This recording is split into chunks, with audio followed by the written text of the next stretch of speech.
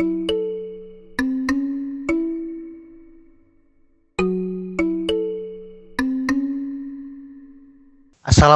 warahmatullahi wabarakatuh. Salam KW untuk Anda.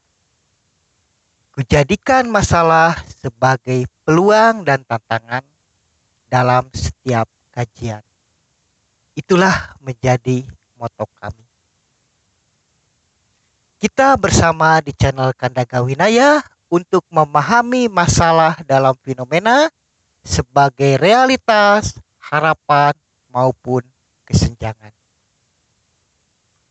Skemata, modus otoritas, serta riset menjadi landas tumpu kami dalam memahami fenomena sebagai satuan topik bahasan channel Kandaga Winaya. Baik, pada kesempatan ini dipilihkan topik bahasan perihal rambu teks eksplanasi. Oke.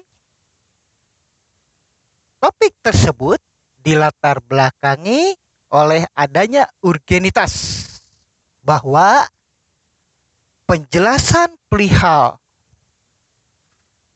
prosedur, langkah atau tahapan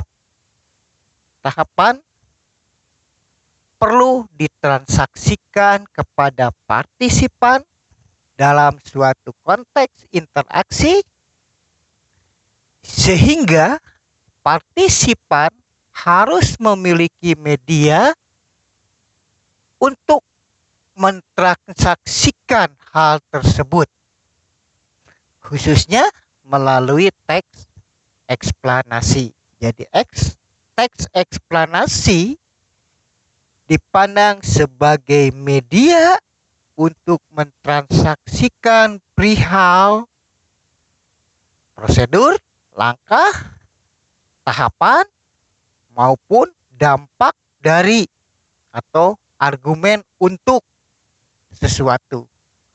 Sehingga teks tersebut perlu dikuasai oleh partisipan sehingga partisipan dapat menggunakannya untuk bertransaksi pesan sesuai dengan konteks interaksi. Itu urgenitas yang kami lihat perihal teks eksplanasi. Nah, sekarang masalahnya apa? Nah, kami rumuskan masalah utama berkaitan dengan teks eksplanasi. Menurut pandangan kami bahwa kemampuan partisipan masih belum optimal dalam penggunaan teks sebagai media transaksi pesan, sehingga diperlukan solusi. Dalam hal ini, partisipan harus memiliki pemahaman dan kompetensi menggunakan teks eksplanasi. Nah, itu kami lihat sebagai latar belakang kami untuk membahas perihal teks eksplanasi. Nah, sekarang kita lihat bagaimana proses transaksi pesan di dalam suatu konteks interaksi. Pertama, partisipan memiliki pesan untuk ditransaksikan dalam suatu konteks interaksi. Nah, salah satu pesan tadi digunakan untuk menjelaskan perihal proses, perihal prosedur, perihal tahapan, langkah, ataupun dampak dari atau argumen atau alasan untuk sesuatu.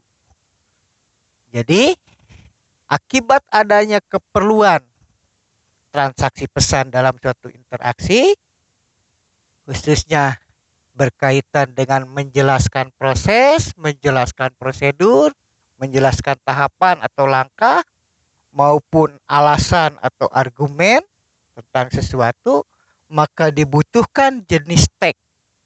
Jenis teks tersebut kita sebut sebagai teks eksplanasi.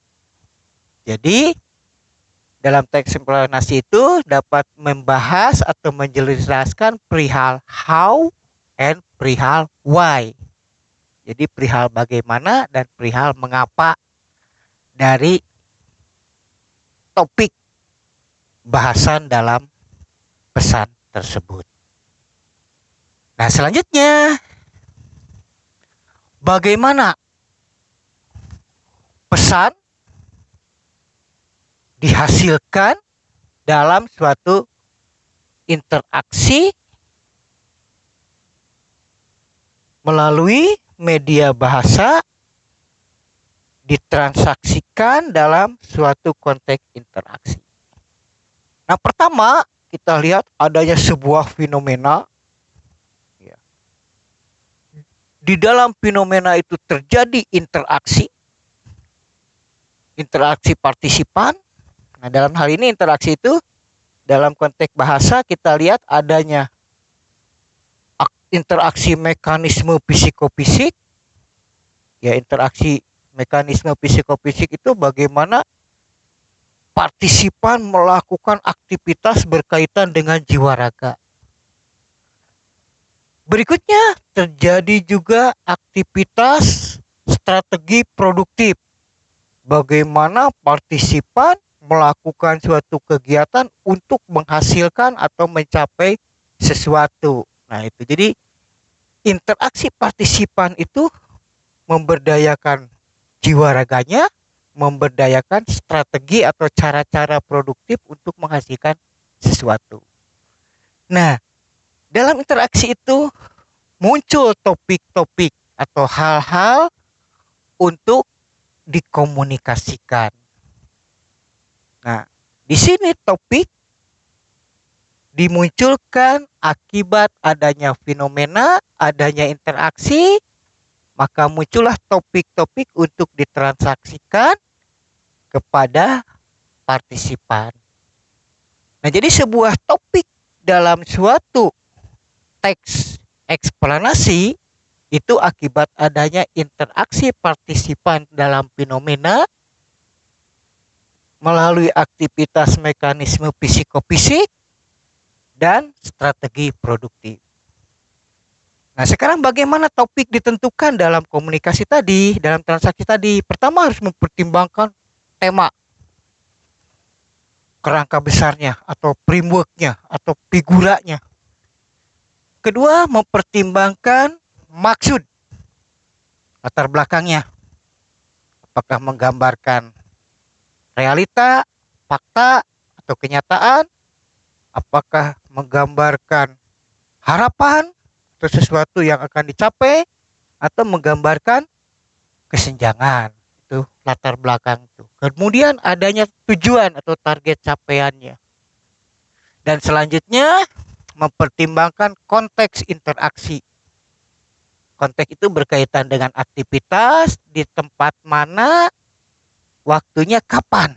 Nah, itu jadi topik akan dipilih berdasarkan adanya tema, maksud, tujuan, konteks, dan partisipannya. Siapa saja yang terlibat di sana. Oke. Nah, jadi topik bahasan dipilih, dipilah, dan disusun dalam suatu transaksi pesan. Nah, berikutnya bagaimana teks eksplanasi dibedakan ketika itu digunakan dalam transaksi pesan.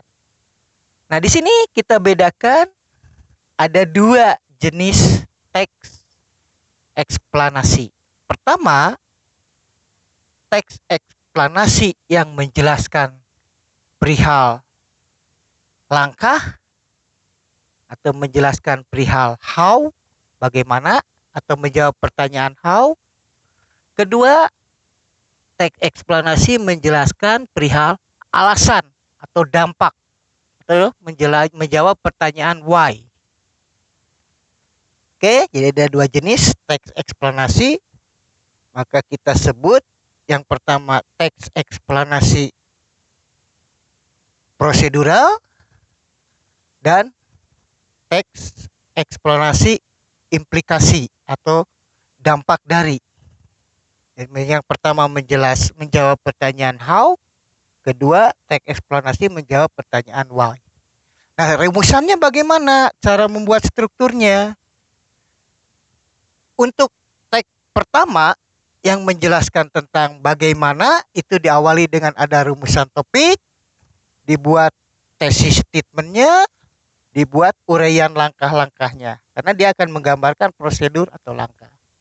Sedangkan yang menjawab pertanyaan why itu membuat tesis statement, kemudian uraikan alasan atau argumentasinya. Nah, sekarang kita lihat bagaimana rambu perumusan teks eksplanasi. Nah, kita dapat membuat rambu atau pedoman untuk merumuskan teks eksplanasi. Pertama, pilih topik bahasan ya dengan mempertimbangkan tema, maksud, tujuan, serta konteks.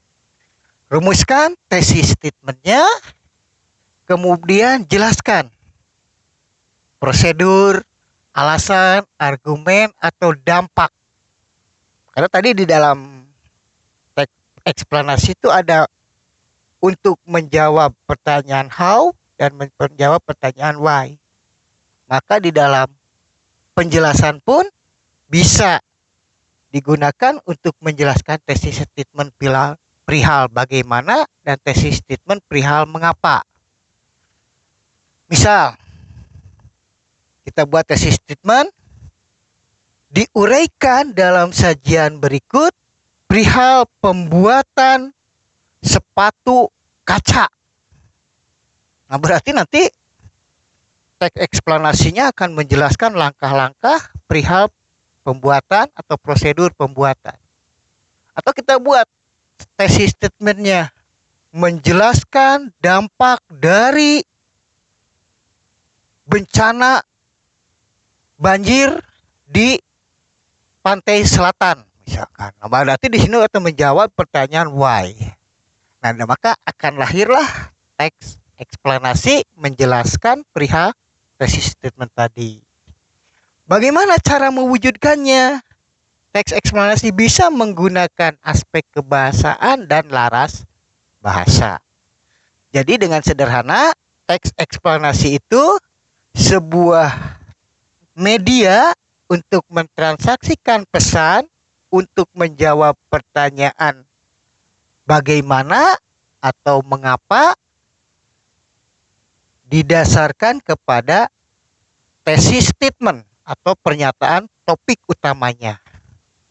Nah, demikian mudah-mudahan sajian ini bisa mengantar Anda untuk bisa membedakan genre teks antara teks eksposisi, teks eksplanasi, teks narasi, teks deskripsi, maupun argumentasi. Sebab kita masih banyak genre teks lain, dan ini sebagai salah satu teks yang paling produktif kita gunakan dalam menjelaskan prosedur maupun alasan dari sesuatu. Mudah-mudahan ini bermanfaat untuk Anda, mengantar Anda untuk lebih paham perihal media transaksi pesan. Demikian, wassalamualaikum warahmatullahi wabarakatuh.